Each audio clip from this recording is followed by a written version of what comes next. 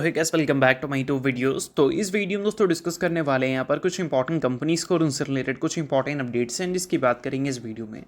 तो चलिए दोस्तों वीडियो की शुरुआत करते हैं। सबसे पहली कंपनी की बात करते हैं। पहली कंपनी का नाम है दोस्तों Newgen software technologies limited. But इसको डिस्कस करने से पहले दोस्तों, अगर आपने अभी तक चैनल को सब्सक्राइब नहीं किया है तो चैनल को सब्सक्राइब करके बेल आइकन को प्रेस कर लो और सेबी रजिस्टर्ड टेलीग्राम चैनल को भी ज्वाइन कर लो, जिसका लिंक आपको डिस्क्रिप्शन में देखने को मिल जाएगा। और एक डिस्क्लेमर भी है, जो भी कंपनी से रिलेटेड न्यूज़ एंड अपडेट्स हम लोग कवर करेंगे वो सारी न्यूज़ एंड अपडेट्स सिर्फ और सिर्फ एजुकेशन पर्पज़ के लिए है, सीखने के लिए है। तो इसको किसी भी तरह का इन्वेस्टमेंट एडवाइस मत समझना, आप खुद से रिसर्च और एनालिसिस भी कर सकते हैं। तो चलिए दोस्तों वीडियो की शुरुआत करते हैं। सबसे पहले बात करते हैं न्यूजेन सॉफ्टवेयर टेक्नोलॉजी से रिलेटेड कुछ इंपॉर्टेंट न्यूज़ एंड अपडेट्स के बारे में। आज के दिन ये कंपनी काफ़ी ज़्यादा चर्चे में देखने को मिल रही थी, क्योंकि कंपनी में सीधा सीधा हमें अपर सर्किट लगता हुआ देखने को मिल रहा था। अब ये जो अपर सर्किट लगता हुआ दिखा, इसके पीछे की अगर हम रीजंस की बात करें तो कंपनी से रिलेटेड कोई स्पेशल न्यूज़ तो हमें सुनने को मिली नहीं है। बट हाँ, एक रीज़न ऐसा हो सकता है जिस कारण कंपनी में इतनी बड़ी तेज़ी हमें देखने को मिली है। वो रीज़न क्या है, इसी वीडियो में बने रहो, आगे मैं आपको डिटेल में समझाऊंगा। बट सबसे पहले आज के दिन की बात करते हैं। आज के दिन जो कंपनी में परफॉर्मेंस हमें देखने को मिला वो तो काफ़ी ज़बरदस्त थी। बट आज के दिन की अगर हम वॉल्यूम्स की बात करें तो एनएसए में जो टोटल शेयर्स हमें चेंज हैंड होते हुए देखने को मिले हैं, सॉरी चेंज हैंड नहीं, टोटल शेयर जो कंपनी के ट्रेड होते हुए देखने को मिले हैं वो 43.9 मिलियन शेयर्स हैं।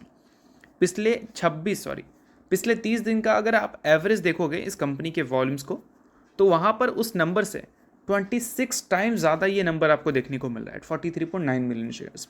यानी कि पिछले 30 दिन का जो एवरेज वॉल्यूम है उससे 26 गुना ज़्यादा वॉल्यूम्स आज के दिन हमें देखने को मिली है, जो कि बोल सकते हैं ये दर्शाता है कि हो सकता है कि कंपनी में कोई बड़े इंस्टीट्यूशनल ने इंटरेस्ट दिखाई हो और कंपनी में कुछ स्टेक्स एक्वायर किया हो। और ऐसा नहीं कि ये तेज़ी सिर्फ आज के दिन ही हमें देखने को मिली है। अगर हम बात करें परसों के दिन की, तो वहाँ पर भी न्यूजेन सॉफ्टवेयर में ज़बरदस्त आपको तेज़ी देखने को मिली थी और वहाँ पर भी तेज़ी हमें स्ट्रॉन्ग वॉल्यूम्स के साथ ही देखने को मिला था। और वहाँ पर जो वॉल्यूम्स हमें देखने को मिला वो पिछले 10 दिन का एवरेज वॉल्यूम्स अगर कंपैरिजन करोगे तो 8 टाइम्स ज़्यादा हमें देखने को मिल रहा था, जो कि बोल सकते हैं काफ़ी बड़ा वहाँ पर भी इंटरेस्ट दिखाता है बड़े इंस्टीट्यूशन का। अब बड़े इंस्टीट्यूशन ने इस कंपनी में अगर स्टेक्स खरीदा होगा तो आने वाले शेयर होल्डिंग पैटर्न को देखकर वो हमें समझ आ ही जाएगा।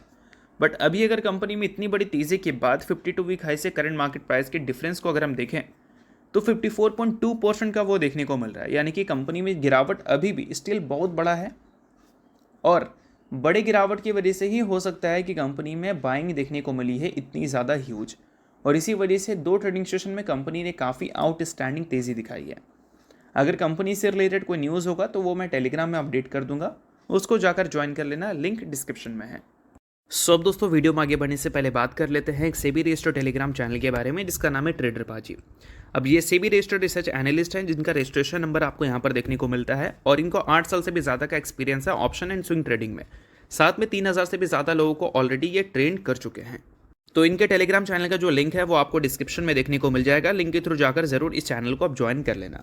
ज्वाइन करने का सबसे बड़ा प्लस पॉइंट ये है कि काफ़ी सारी कंपनी के टेक्निकल्स को प्रॉपर एनालिसिस कर यहाँ अपडेट किया जाता है, जो कि अभी आपको यूट्यूब पे तो देखने को नहीं मिलता, जिसको आप यहाँ पर आकर ज़रूर चेकआउट कर सकते हैं। उसके अलावा दोस्तों मार्केट से रिलेटेड जो समरी होती हैं वो सारी चीज़ें आपको यहाँ पर देखने को मिलती हैं। मार्केट से रिलेटेड जो इंपॉर्टेंट न्यूज़ एंड अपडेट्स होता है वो भी आपको यहाँ पर देखने को मिलता है। साथ में सेबी रजिस्टर्ड टेलीग्राम चैनल है तो इनके कॉल्स वगैरह भी दिखते हैं, जिसको भी चाहो तो आप चेकआउट कर सकते हो। तो लिंक डिस्क्रिप्शन में है, लिंक के थ्रू जाकर बिल्कुल फ्री ऑफ कॉस्ट आप इस टेलीग्राम चैनल को ज्वाइन कर सकते हैं। तो चलिए इसके अलावा बात करते हैं अगली कंपनी के बारे में। सो अगली कंपनी का नाम है आरवीएनएल, यानी कि रेल विकास निगम लिमिटेड। आज के दिन दोस्तों कंपनी आपको फोकस में देखने को मिल रही थी। इसके पीछे का 2 रीज़न है। पहला रीज़न, जो अभी रिसेंटली मिनिस्ट्री ऑफ रेलवे की तरफ से क्लियरेंस मिला है 18,500 करोड़ के प्रोजेक्ट का, उस कारण तो आरवीएनएल आपको फोकस में देखने को मिल ही रही है। बट उसके अलावा आरवीएनएल से रिलेटेड एक पर्सनल न्यूज़ भी है। पर्सनल न्यूज़ अगर देखोगे तो 1201 करोड़ का नॉर्थन रेलवे से कंपनी को ऑर्डर रिसीव हुआ है। बट ये ऑर्डर डायरेक्टली नहीं, इनडायरेक्टली रिसीव हुआ है। अब ये ऑर्डर मिला है कंपनी के जॉइंट वेंचर को, ठीक है, और उसको कौन ऑन करती है, तो उसको ऑन करती है आरवीएनएल। बट आरवीएनएल के पास उसका 60% स्टेक है और बाकी का स्टेक 40% जीपीटी इंफ्रा प्रोजेक्ट के पास है। और दोस्तों ये जो 1201 करोड़ का ऑर्डर कंपनी को मिला है, इसके बदले कंपनी करेगी क्या, तो देखो यहाँ पर मेंशन देखने को मिल रहा है, डिज़ाइन एंड कंस्ट्रक्शन का कंपनी काम करेगी new train cum road bridge number 11 का, जो कि ओवर गंगा रिवर हमें देखने को मिलेगा। और ये सारी चीज़ें ही इस ऑर्डर का पार्ट हमें देखने को मिल रही हैं। तो बेशक इन सारी चीज़ों को आप नोट कर सकते हैं अगर आप आरबीएनएल के इन्वेस्टर हैं तो।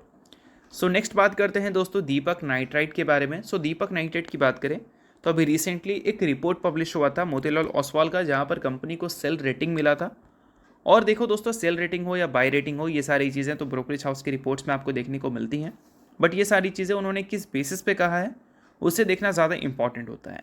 अब देखो, उन्होंने बताया है कंपनी के आउटलुक को, जिसमें उन्होंने बताया है कि उनका जो अर्निंग्स एस्टिमेट था उसको उन्होंने कम कर दिया है 26 और 27 के फाइनेंशियल ईयर का। 26 को लेकर 17% था और 27 को लेकर 7% है।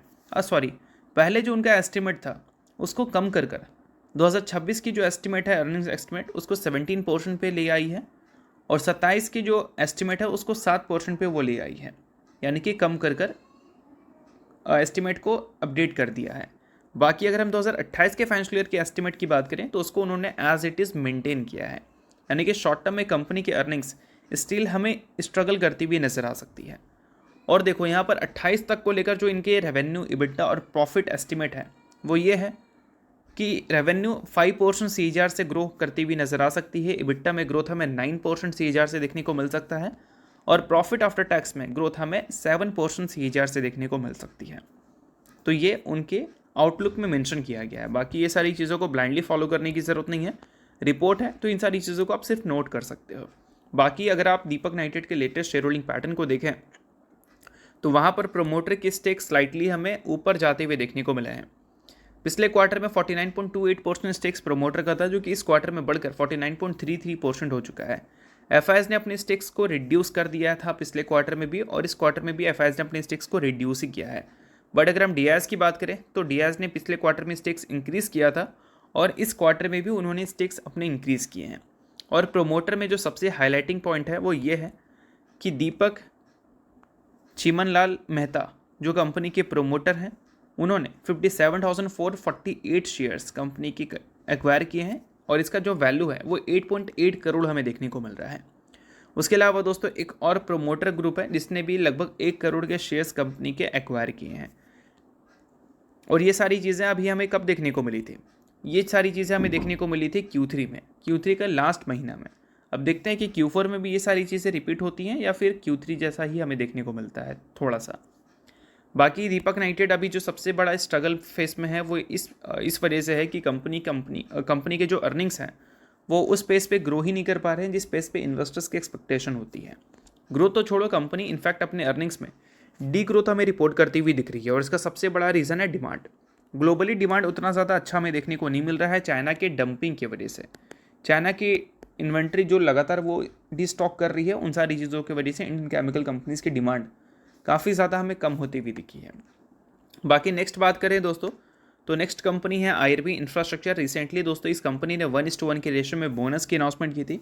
इसमें कंपनी ने एक शेयर के बदले अपने इन्वेस्टर्स को एक इक्विटी शेयर देने का फैसला किया था। सो अगर आप इस कंपनी के इन्वेस्टर हैं तो बेशक इस न्यूज़ को आप नोट कर सकते हैं, इन्वेस्टर नहीं है आप इग्नोर कर सकते हैं। न्यूज़ थी इस वजह से मैंने बता दिया, बाकी ये किसी भी तरह का रिकमेंडेशन नहीं है। सो नेक्स्ट बात करते हैं CDSL के बारे में। सो CDSL को अगर देखोगे तो आज के दिन CDSL में वीकनेस आपको देखने को मिली, और वीकनेस छोटा मोटा नहीं ठीक ठाक देखने को मिला।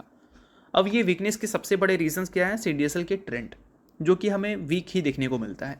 देखो ये 50 डेज मूविंग एवरेज दिख रहा है येलो वाला, और ये ब्लैक वाला 200 डेज मूविंग एवरेज है। जब भी 50 डेज मूविंग एवरेज ब्लैक वाले को यानी कि 200 डेज मूविंग एवरेज को ऊपर से नीचे की ओर क्रॉस करती है तो ट्रेंड हमें नेगेटिव देखने को मिलता है।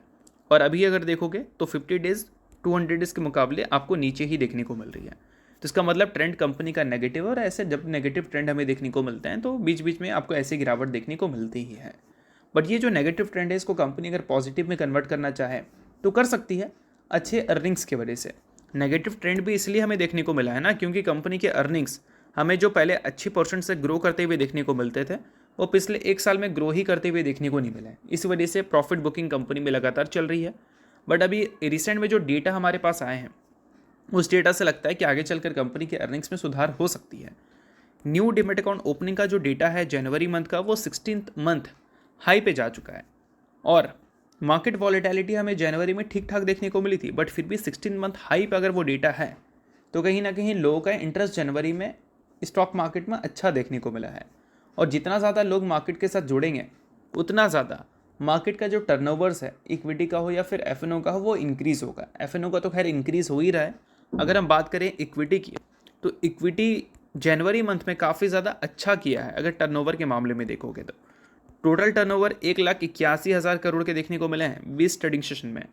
बीएससी का ये डेटा है। और एवरेज देखोगे तो एवरेज एक ट्रेडिंग सेशन में 9,000 करोड़ के ऊपर का टर्नओवर है। अगर फेब्रुवरी की बात करें तो ये फेब्रुवरी मंथ में भी 8,000 करोड़ के ऊपर का टर्नओवर देखने को मिल रहा है। इन दोनों महीनों को अगर Q3 के एवरेज से कंपैरिजन करें तो ये नंबर आपको ज़्यादा ही देखने को मिलेगी।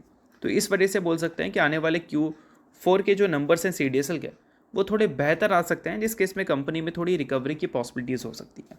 तो अगर आप CDSL के इन्वेस्टर हैं तो बेशक इन सारी चीज़ों को आप नोट कर सकते हो।